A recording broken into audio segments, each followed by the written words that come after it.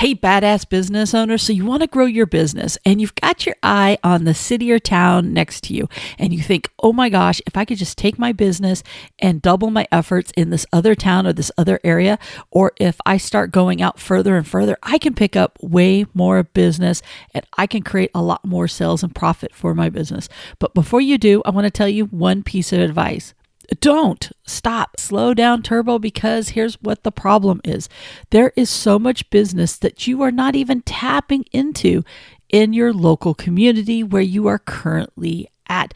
And all you're doing is asking for trouble by expanding before you even have a good solid foundation of where you're at today. And I promise you, you're just going to double, if not triple, your headaches and your costs and your expenses, and you're going to make less money. So yes, you might pick up more sales, but you're actually going to have lower profits. Let me explain why this is happening.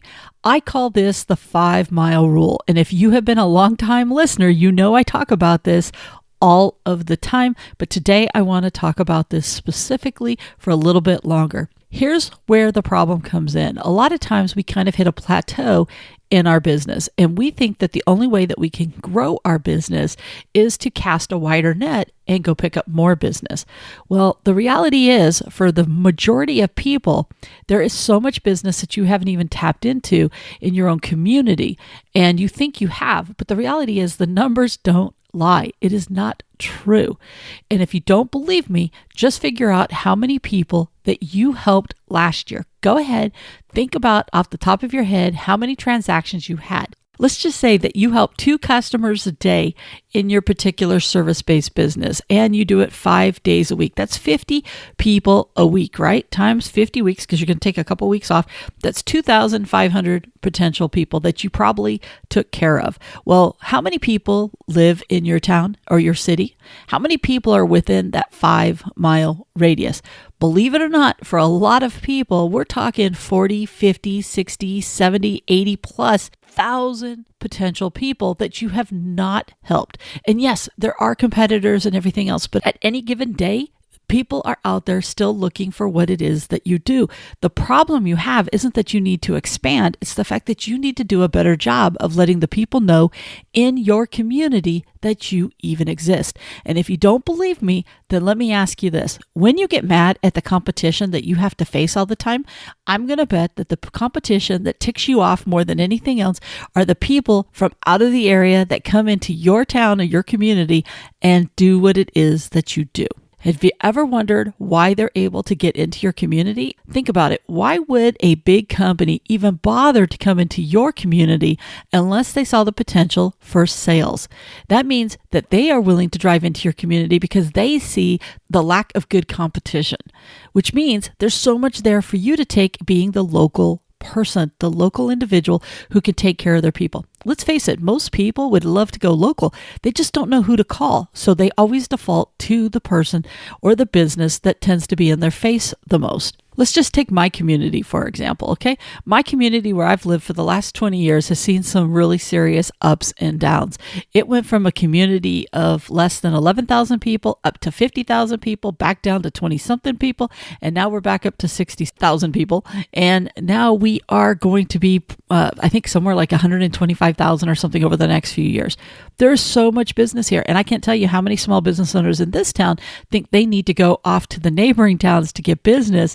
And I'm just like calculating it out going, you're only tapping into 3%, 4%, 5% at most of the local business that you can take on. Trust me, why would you put all that wear and tear on your vehicle? Why would you work much longer hours? Why would you spend so much more on gas? Why would you have to double your resources when you don't have to double your resources if you stay local? Yeah. Most people, where they get into trouble, their costs go through the roof because in order for them to take on this other area, they have to spend more money on all of those things. They have to have another vehicle. They have to spend more on gas. They have to double back. Sometimes they have to come back to town to get the stuff that they forgot to take with them when they went there. It is just a mess whenever somebody starts going beyond 20 miles, 30 miles, 40 miles, or into completely other towns. There is so much business in your 5 to 10 mile radius, and most people can do it in their 5. There's a reason big box retailers and other businesses, when they come to a town, they look within that 5 miles because they know that they need to be able to dominate the 5 miles around the business that they are dropping in. They need a certain population to go in. Why are you not taking the knowledge that they're telling you and using it in your own business? Now, you're probably asking yourself, Tammy, this is all fine and great. I understand that there's plenty of business in my market. I've tried everything. And I want to say, did you try everything? Or are you being a little dramatic? Because the reality is you've been trying the same thing over and over and you're not making headway on it. Now, I'm not going to say that this is easy. It's not, but it is about being consistent. You need to take an area and focus on a certain thing. The problem is so many businesses try to be everything to everybody instead of saying, I'm going to focus in on this one type of customer who needs my services. And I promise you, if you narrow in your focus and really become dialed in as the go-to person for that one thing, you will have more business than you can handle. Some of the examples that I've used in the past, let's just say that you're a plumber and you're like, oh, I want to have more plumbing business. Great. Why not become the water heater person in your town? You know, if you continue to advertise yourself as a plumber, guess what? You're a dime a dozen. You're one of the many plumbers. But if you all of a sudden say, hey, I'm the water heater king or queen, if I'm the water heater king and I start marketing myself and becoming known in my community, when my water heater breaks, the first person I want to call is the water heater expert. Now, that doesn't mean any other plumber or any other company can't come change that water heater. They absolutely can. But in the mind of the community, it's the water heater king that they want.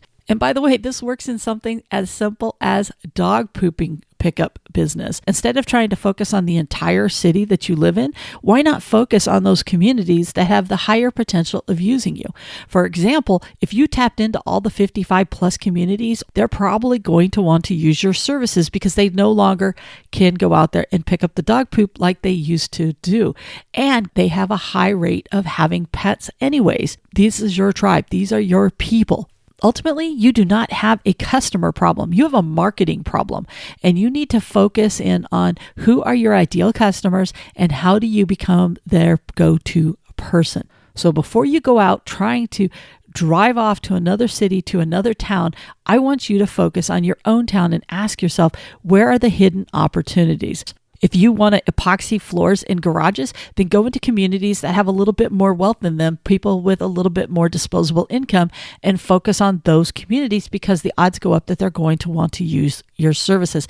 Now, I'm not saying that people from all over aren't going to want to use your services within your town, but if you focus your marketing and advertising on the people that have the highest chances of using your business, then your odds are going to go up dramatically. Now, I'm not saying don't ever do any kind of business outside of your town. You're going to have some really good customers that live in your community that say, hey, can you do me a favor? I have this rental over here that I'm wondering if you can go do, or I have this buddy over here that I'm hoping that you can help out. I'm not saying don't help out those people, but don't purposely go out and try to dominate another market until you have fully dominated the market that you're in.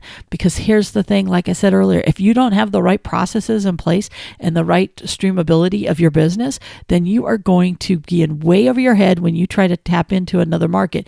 And by the way, the people that are already in that market have already figured out that market and are doing a good job. Now, I'm not saying that at some point you won't take over another city. You absolutely can, but it's all about timing and it's all about doing it when you have the processes in place to make a really good, solid profitability in your company that you can easily duplicate and go into another community and not miss a beat. Because like I said, when you go into another community, all of a sudden you're going to need more resources, more tools, more equipment, more people, and that's going to take your costs up. So just because you go over there doesn't mean that you're going to be making the same amount of money. So just do me a favor, before you go expanding, please make sure you've done everything humanly possible that you can do in your own community.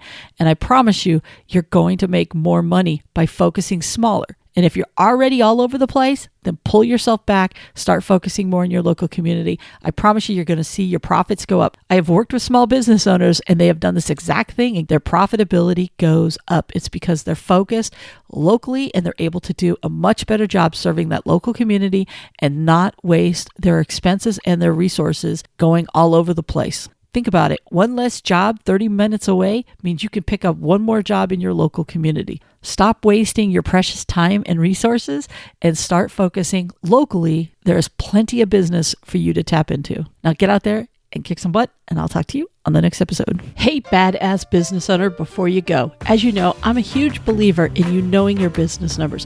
After all, it isn't about how much you sell, it's about what you keep. And the best way to grow your profits is to start diving in and understanding those business numbers. To help you on this journey, I have created the Know Your Business Numbers course. We will walk through how to read your profit and loss statement. You'll learn the key calculations that'll help ensure that you're making a healthy profit on all of your products or services, plus a ton of other good stuff that'll help you learn how to use those business numbers to create even more sales and profits. Just check out the link below in the show notes or visit knowyourbusinessnumberscourse.com. So if you're ready to increase those profits, it's time you start diving into your business numbers.